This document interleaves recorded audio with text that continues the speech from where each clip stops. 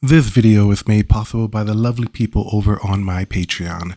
If you're interested in supporting the channel or you want to get your hands on some awesome high quality STLs, then please visit patreon.com/Will at Heroic Studios.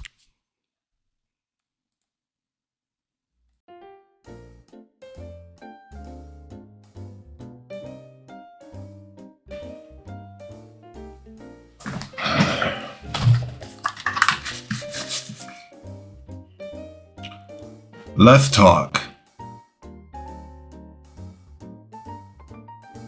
So we're kicking off 2024 with a brand new video, and I gotta point out a lot of the stuff that I saw last year. Now, it's not bad, it's nothing like that, but I did do a poll asking people what was the best printer released in 2023, and a lot of you guys went online and you guys voted, except for the people in one particular group that I'm not going to mention. They found it I don't know, they were weird. So I wanted to do a video kind of going in order, or like from best to worst. What was the best printer of 2023 based on what you guys voted for, but I didn't get a lot of votes. So what I'm doing here is actually, I wanted to talk to you guys about the future of 3D printing versus the past of 3D printing.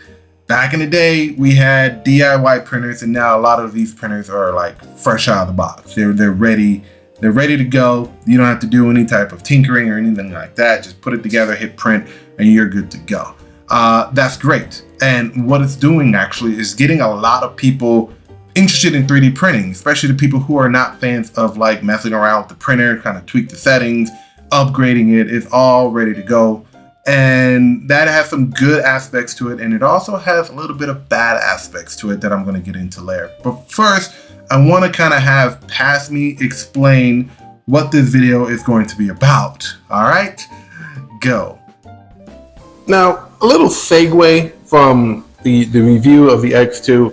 I just have to point out that the X2 is great. The design looks good. The N5 over here is fast, has 12K resolution. But I gotta point out that my Mars is here. I have 3 Mars 2 Pros, and these guys have never let me down. These guys are stupid reliable. If I need something printed for an order or for a job, these guys right here give it to me 100% of the time. Maybe not 100%, let's say 95% of the time.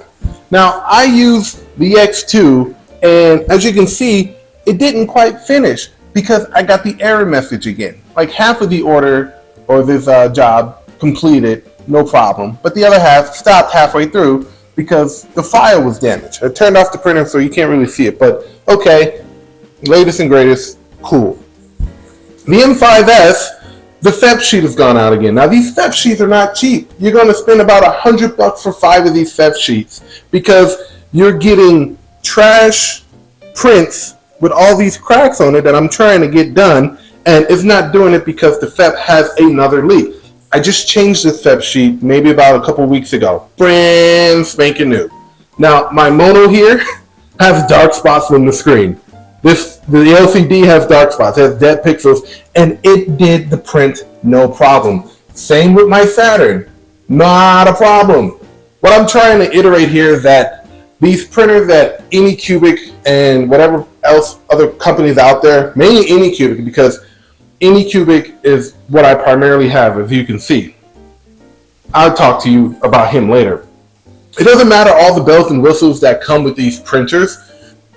The simpler the better. These Marses, the only thing I've ever had to do to them is literally change out the LCD screen whenever they go out. That's it. That's all I have to do. Same with the Saturn. That's all I had to do. I've never even changed out the sticks, except that one. That one was bad. I had to get a new one. But these 2 sticks here, actually, no, I take that back because the original stick is right there, actually. So, no. No. These guys right here are awesome. If I need something done, like I said, I just throw it on here. This one right here, for some reason, has a faulty power supply, and it keeps on tripping the breaker in my garage. Now, I guess you're saying, oh, you have like all these printers here. No, I can have all these guys right here running. This guy running. Those 2 on, the X2, and my Chiron, which is over there printing, and it does not trip my breaker at all. This dude right here trips it every time I turn it on. I had to cross my fingers to make sure that it doesn't print 100% of the time. It doesn't. So Anycubic, I don't know what you're doing. Like large scale, super fast 12K, upgrade from the Mono. Like right now, the Mono X is actually doing a better job than its little brother over here, and it's so annoying. It's stupid annoying, and I don't like it. So as you can see, this was actually around the time I bought my Photon Mono X2. I got it on sale. Really great printer as of now, but back when I was playing with it, there were so many issues. I had file corrupted, damage, it was failing half the time. Now, this was supposed to be an out-of-box DIY printer, you know, hit print and go. But what I was slowly starting to realize is that it doesn't matter all the bells and whistles that come with these printers, you still have to figure out what is going on with your prints. Yes, some of it was user error, obviously, like I was slicing with the wrong slicer. For some reason, the X2 does not like to be sliced with Lychee. Don't know why. Lychee did an update. I tried it again, and it still had a corrupted file or something like that going on. So you have to use the Anycubic Workshop. I don't know. I have no idea why it does that, but kind of annoying that I got to go around in that circle just to get prints on the X2.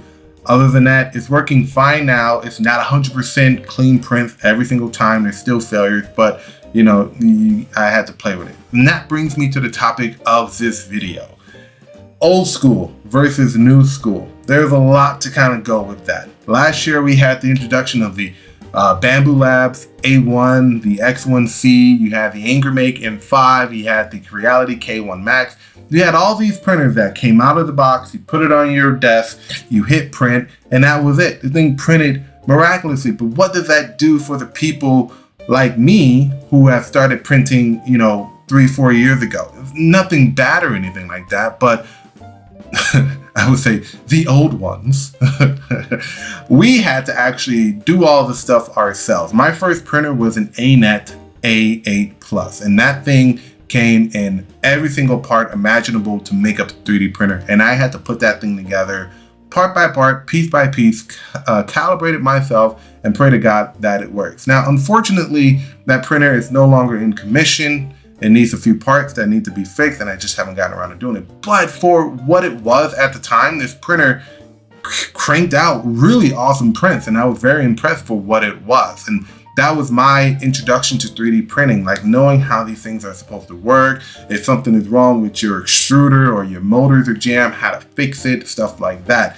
That brings me to my Sidewinder, which was my second printer, and I had a lot of issues with that. But over the years, I have figured out that, you know, when something goes wrong with my printers, I know how to troubleshoot, and I know how to get into figuring out what is wrong with my printer. You know, I'm fixing my Cobra Max right now. It has 2 blown out cooling fans, and I need to replace that. Now, I can do that. You know, a lot of people who've been printing prior to 2023 and way in before time, they know how to do these things. Back when these printers were just push and go, you literally had to go in and troubleshoot a lot of what was happening with your printers. And this is why you have these help groups, because people who've been doing it longer, such as myself, can help people who might have gotten the M5 or the Bambu Lab, and can help people kind of steer them in the right direction, kind of figure it out. Now, going back to, you know, people who are getting into 3D printer, you might have gotten a brand new printer for Christmas, right out of the box. You can go ahead and hit print.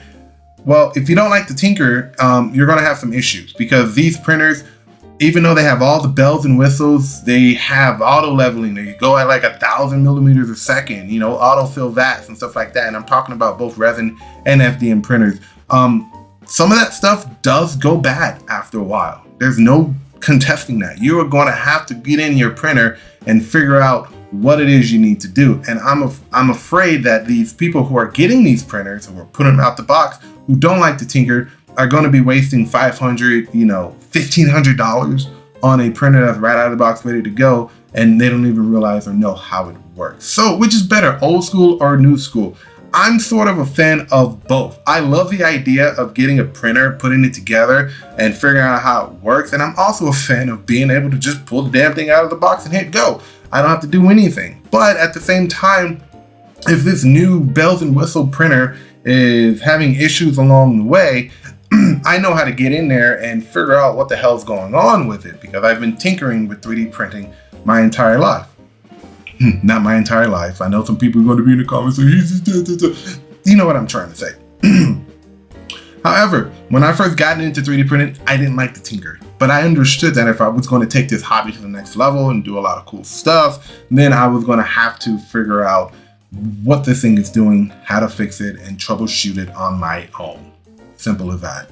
Now, I'm not the genius that comes with 3D printing. I have to have help every once in a while. There are people out there who know more than me, and I do ask for help, as you should when it comes to these printers. However, if you are getting an M5 Anchor Make, which is what I have, or you trying to get into the Bambu Lab that have the multi-filament changers and stuff like that, or you're going into the super fast Cobra that's going at 400, 500 millimeters, that is a very loud plane. Oh my God.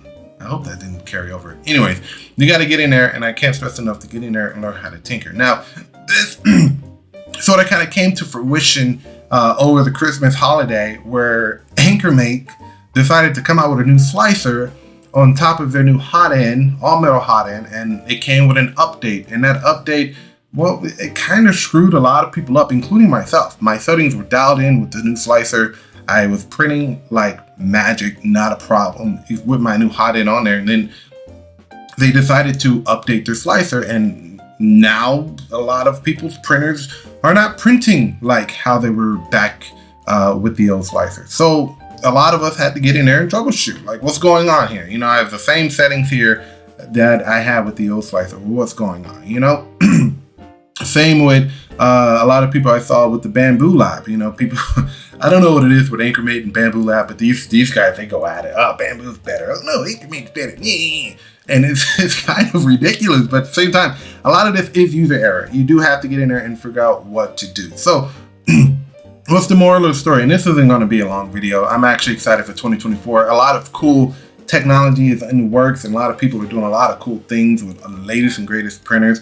I just want to iterate to you guys that a lot of the new stuff that are coming out going forward, they're going to have more expensive parts. They're going to have more sophisticated things that it does. Auto leveling is going to go 1,000 miles per hour. It's going to have, 8 filament changers. It's going to have a cool, intricate slicer system. You have to know how this stuff works. It might be out of the box, press go, and it might be doing all this cool stuff for you, but at the same time, do you understand how it works? Do you understand what to do if something breaks down? Have you ever, taken apart a printer? A lot of people make fun of people who are asking for, what's a good starter printer? And everyone suggests an Ender 3. We suggest Ender 3s because Ender 3s is literally the bare bones, the most basic printer that is out there, that you can learn and understand how it works, from the hot end to the extruder, to how to level it, to how to change out your filament mid-print, how to play with the open source software. That is why we suggest that. I'm not sitting here saying, you should get an Anchor Make M5, blow $500 on this thing, and then when it decides it doesn't want to print, you're kind of asked out of $500. Whereas the Ender 3 is like $150, $200 if they're still buying them, and if you could get them on auction, you probably get it for a lot less. And understand how the printer works. So when you do get these more upgraded, sophisticated printers, you can understand how these things work in case they break. Because they all work the same. They all work the same. They might have an auto leveling sensor here. They might have, super speed over here. They might have a volcano nozzle here. But at the end of the day, they all do the same thing. They extrude plastic through a nozzle and they build it up layer by layer. Resin printing is the same. UV light cures it. There you go. A lot of people with the M5, including myself, are getting this error message that, zero tolerance is not being detected, meaning that the print doesn't have anything on the build plate. And so a lot of people, like myself, are getting frustrated because there's no way to level this thing. It's an auto leveling feature. So a lot of people got creative and got the original M5's build plate, put it on there, and started leveling themselves. So again, there's no solution for this particular issue. And I know a lot of people, such as myself, who have had these issues, who have had to work around it. Maybe increasing the cure time here. Maybe slowing down the speed at which your build plate comes up. Things like that, because we sat here and we've played with printers like the Mars 2 Pro and the Photon Mono X and the Saturn and all this stuff. Yeah, latest and greatest, super fast speed, auto vat resin, fill stuff. It's all great, but understanding how that works is going to be fundamental, especially going into 2024, where we're going to have a lot more of these sophisticated printers making their rounds on the market. Bambu, they're in the lead right now with this multi-filament changer here. I don't think there's any other printer company except for, damn it. I'm going to think of this after I shoot the video. Prusa. There we go. Prusa. Prusa has a 4 filament changer, and Bambu is the only other one out there aside from Prusa that has that. So I reckon that there's going to be a lot more printers coming out that have these filament changes, and you're going to have to understand and know how these things work, because I can already detect that there's going to be jamming, there's going to be clogs. You're going to have to figure out how this works and how to take it out and how to fix it. There's a lot of it. So for all you people who got their first printer over the holiday break and they're out of the box ready to go, I implore you to understand and know how these things work. For people like me who've been in the game, I implore you to also learn and understand how these work, because you do, at some point, are going to have to take it apart and put it back together and make sure that it works. Not just chuck it out the window after spending $500, because these printers, let's be real about this, folks, they are not going to get any cheaper.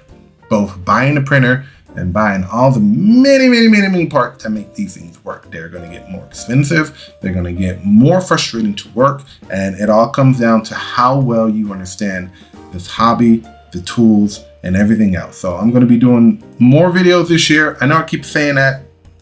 I'm just going to be real with you guys. I'm not a fan of making YouTube videos, but a lot of people have been leaving comments on my videos thanking me for my help when it comes to certain issues. So I guess I'll be doing a little bit more of these troubleshooting videos and helping you guys figure out, things that are going wrong with your printer. So that's it. Really quick. Understand. I hope you understand. I guess that's what I was trying to say. Really off script here. I just wanted to let you guys know what it is that 2024 is about to do. So get in there, understand how your printers work. And if you have any questions, hit me up. I'm all over the place. I started a new Facebook group. So if you guys are down to join a Facebook group where a lot of us not only talk about models we're printing and all that stuff, we always help troubleshoot and stuff like that. Link is in the description. Come and join us, hang out, and of course, special thanks to my Patreons. Remember, we've grown a lot. So special thanks to you guys, and I will be seeing you guys relatively soon. And keep an eye out for live streams. Live streams are going to be happening weekly now, so I think there might be one tomorrow. I don't know. Join the Facebook group. I update everyone there. All right? Take care of yourselves. Get in there. Get your hands dirty. Know how your printers work. And I will see you guys next time. Peace.